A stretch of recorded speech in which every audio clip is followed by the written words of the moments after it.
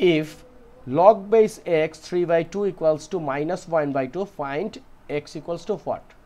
So this logarithm expression we can write 3 divided 2 equals to x base 1 to the power x to the power minus 1 by 2. Why? Because we know log a base m equals to x, we can write m equals to a to the power x. So similar thing this one.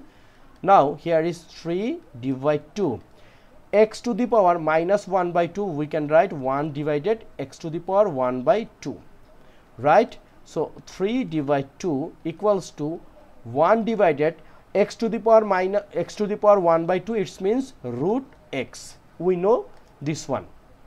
So here is we can write 3 root x equals to 2. So we can square both sides. So it will become 9x equals to 4. So we can write x equals to 4 divide 9. This is our answer. Thank you.